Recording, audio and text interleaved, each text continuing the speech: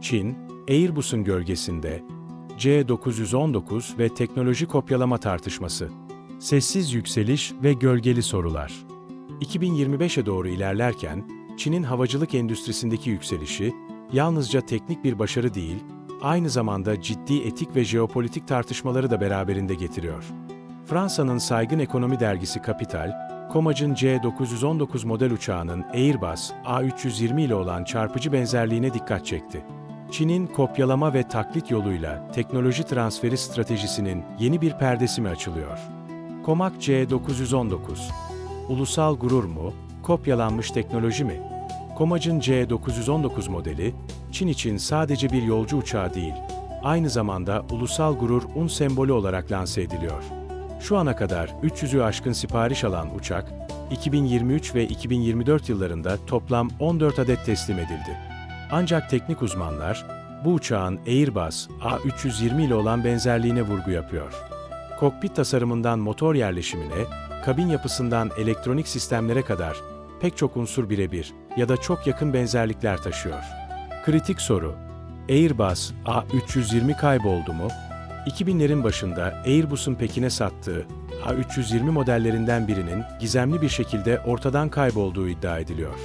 Eski Airbus yöneticisi Patrick Devaoui, bu uçağın tamamen sökülerek kopyalandığını ileri sürdü. Airbus, Çin pazarındaki varlığını korumak için bu konuda resmi bir açıklama yapmadı. Ancak Avrupalı uzmanlar, bu kaybolma olayını teknoloji kopyalamanın kritik bir adımı olarak yorumluyor.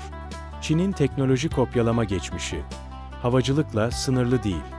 Bu olay, Çin'in daha önce başka alanlarda da benzer yöntemlerle Batı teknolojisini kopyalama stratejisini hatırlatıyor.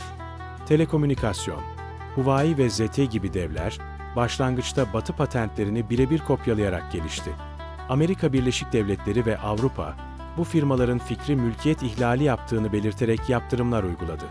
Otomotiv, BYD, Chery ve Geely gibi firmalar, ilk nesil modellerinde Batı tasarımlarını birebir kullandı. Tesla'nın Çinli rakipleri, yazılım ve pil teknolojilerinde benzer stratejiler izledi. Silah sistemleri, J-20A uçağının Amerikan F-22 Raptor'una olan benzerliği uzun yıllardır tartışma konusu.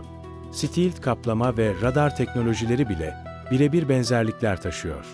Avrupa Uçuş Sertifikası, son engel. Comac'ın önündeki en kritik engel, Avrupa Havacılık Emniyeti Ajansı'ndan EASA uçuş izni almak. Bu izin 3 ila 6 yıl sürebilir.